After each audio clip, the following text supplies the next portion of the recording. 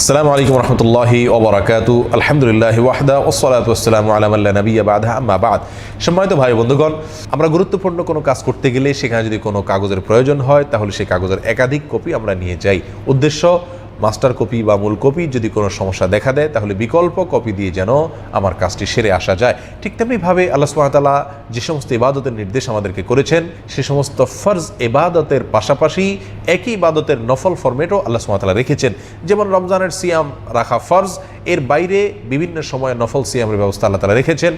যাকাত একজন সম্পদশালী মুমিনের জন্য আদায় করা ফরজ, কিন্তু এর বাইরে ঐচ্ছিক দানের ব্যবস্থাও আল্লাহ সুবহানাহু ওয়া তাআলা বিভিন্ন ক্ষেত্রে রেখেছেন। তেমনিভাবে একজন মুমিনের জন্য প্রতিদিন ৫ ওয়াক্ত সালাত আদায় করা ফরজ বা কর্তব্য আবশ্যক, কিন্তু এর পাশাপাশি বিভিন্ন সালাত আল্লাহ তাআলা রেখেছেন ঐচ্ছিক নফল সুন্নাহ হিসাবে।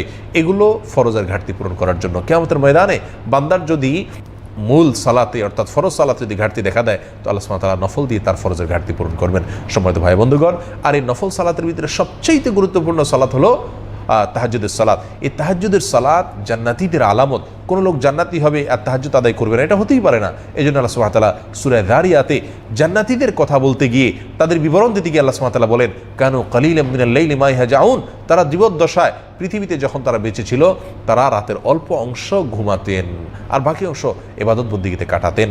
ওয়াবিল আসহারি হুম ইস্তাগফিরুন। বিশেষ করে ভোর রাতে তারা আল্লাহর কাছে ইস্তেগফার করতেন। আল্লাহ নবী সাল্লাল্লাহু আলাইহি ওয়াসাল্লামকে আল্লাহ সুবহানাহু ওয়া তাআলা সূরা মুজাম্মিলের শুরুতে ইয়া আইয়ুহাল মুজাম্মিল কুমিল লাইলা ইল্লা কালিলা নির্দেশ করেছেন রাত জেগে দাঁড়িয়ে তাহাজ্জুদের সালাত আদায় করার জন্য।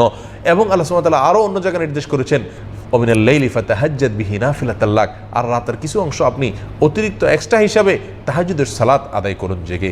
সম্মানিত ভাই বন্ধুগণ, এই আয়াতগুলো থেকে একজন মুমিনের জন্য তাহাজ্জুদ পড়ার গুরুত্ব আমরা একেবারে পরিষ্কারভাবে বুঝতে পারলাম।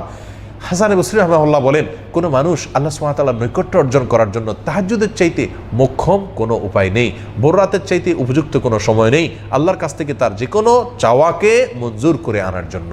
সম্মানিত বন্ধুগণ, এই জন্য তাহাজ্জুদের অভ্যাস আমাদের করা উচিত। কোনো সালাফ বলেছেন তাহাজ্জুদ ছাড়া কোনো মানুষ নেককার হতে পারবে না। কোনো বর্ণনা এসেছে সমস্ত নেককারগণ অতীতের তারা প্রত্যেকে তাহাজ্জুদের সালাতের অভ্যাস ছিল। বিশেষ করে রমজান মাসে সাহরি খেতে উঠলে তাহাজ্জুদের সালাত আদায় করা অনেক সহজ।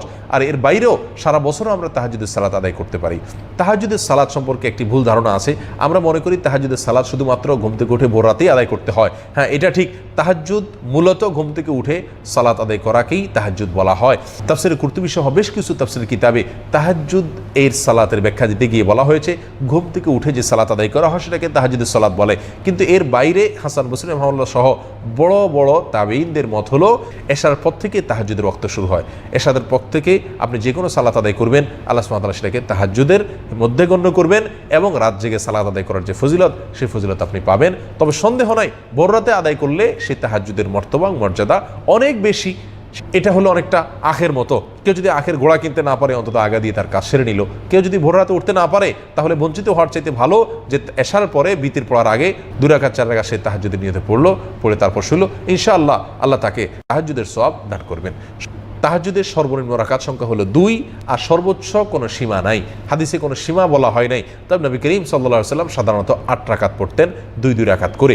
এবং তিনি হাদিসের ভিতরে বলেছেন সলাতুল লাইলি মাসনা মাসনা, রাতের নামাজ হলো 2 রাকাত করে। অতএব 2 রাকাত পর সালাম ফিরে যত ইচ্ছা পড়বেন আপনি। বিশেষ করে তাহাজ্জুদের সালাতের পরিমাণ বাড়ানোর চাইতে গুরুত্বপূর্ণ হলো এটাকে দীর্ঘায়িত করা।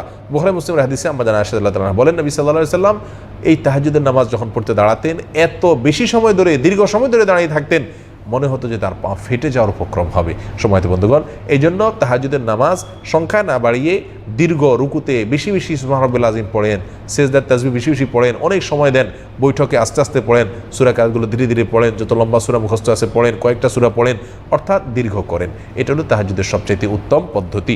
বিশেষ কোনো নির্দিষ্ট সূরা নাই যে এই সূরা পড়তে হবে, বরং যে কোনো সূরা আপনি সূরা ফাতিহার সাথে মিলিয়ে পড়তে পারেন। সাধারণ নামাজের মতোই 2 রাকাত করে আপনি পড়তে পারেন।